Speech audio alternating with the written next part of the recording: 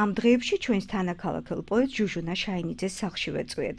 ქალბატონმა ჟუჟუნამ დღემდე გამოვლილ გზაზე ისაუბრა. მისი პოეტური ბუნება და ლექსის წერის მანერა გაგვაცნო. ბავშვობის წლებიც გაიხსენა და ის წუთები, როცა პირველი ლექსი დაწერა. განსაკუთრებით კი ერთი ლექსის ისტორიამ შეძრა, რომელზეც შემდეგ სიმღერებით შეუქმნიათ. ჩვენს მის შემოქმედებაზე ვაპირებდით საუბარს, მაგრამ დღეს ამ ლექსის ისტორიას შემოგთავაზებთ. პოეტი ქალბატონის შემოქმედებით გზაზე კი მომავალ გადაცემაში ვისაუბრებთ. ასე რომ, მოდით ერთად მოვისმინოთ ჟუჟუნა შაინიძის ერთი ლექსის ისტორია. მაშინ ძალიან ხშირად ტარდებოდა პოეზიის საღამოები და ერთ-ერთი საღამო დაგეგმილი იყო სარფში.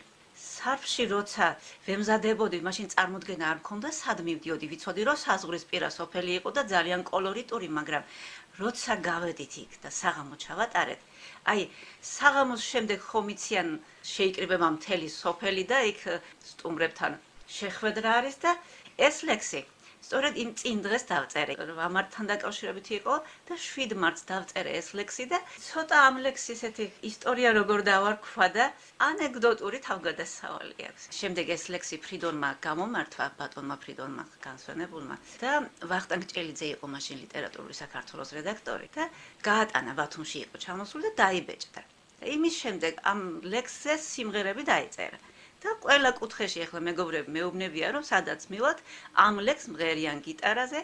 ამის შემდეგ როცა ინტერნეტი შემოვიდა უკვე მითხრეს რომ ძალიან ბევრ ფორუმზე არის შენი ლექსი და ერთხელაც ვიფიქრე რომ შევალ და ჩემს გვარს მივაწერ. ჩემ მირზამ გააკეთა ასეთ რაღაცა თბილისში იყო მაშინ და დამირეკა რომ ასეა ბევრმა ზედას არიციან ვისია ლექსი და მე მივაწერეთ ეს ლექსი. მაგრამ ანეკდოტი რასთან დაკავშირებით. ერთ-ერთმა საფრანგეთში სწავლობს აქედან თბილისიდან გოგო წასული, მომწერა ასეთი რაღაცა. საიდან არის ეს ლექსი თქვენიო, ბებია ჩემს ბლოკნოტში ეწერა მახსოვსო. ხო და როგორ მიიწერეთო სხვისი ლექსიო? და მე ვიცინოდი რომ საკუთარი ლექსის ქურდობაც დამაბრალეს მეთქი. ეს ერთადერთი ლექსი რომელიც ამოფრინდა, რომელმაც ფრთები შეისხა, თორემ სხვა ლექსებს ასეთი ბედნიერება არ ღირსებიათ. ეს ლექსი ნამდვილად გახალხურდა.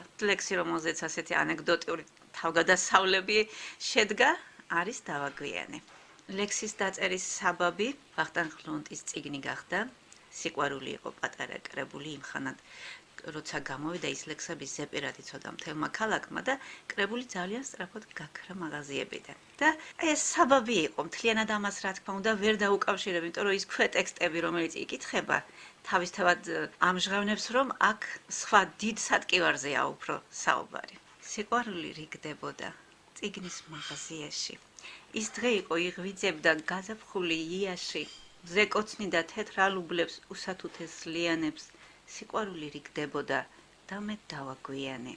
რიგში იდგნენ ჭაბუკები, თუმც უმეტეს ქალები, შეჰყურებდნენ წიგნის თაროს მომღიმარი თვალებით, სევდა მწვავდა თვალთა უპეს, სევდა გაურიყავი, სიყვარულის რიგში ღმერთო, აქაც ბოლო ვიყავი, რომ მეთხოვა იქნებ ვინმეს ჩემთვის რიგიც დაეთმო, რომელიმე ღვთის მადლიანს იქნებ მსხვერპლიც გაეღო, მაგრამ სხვისი სიხარული ხელში როგორ ამეღო, სხვისი წილის სიყვარული სახლში როგორ წამეღო, სიყვარული დამითმეო, ვისთვის მეკადრებინა, სხვისი წილი გრძნობა გულით, როგორ მეტარებინა.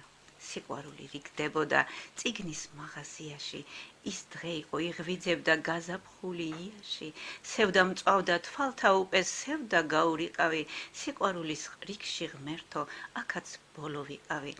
და როდესაც მივეახლე კითხვიანი თვალებით სიყვარულით ხელში ლაჟვარდს შეუერთდნენ ქალები, შერჩენოდა წიგნის თაროს ერთადერთი კრებული, ციცქნა გოგოს ისიც მისთვის ქონდა გადადებული. ზე კოც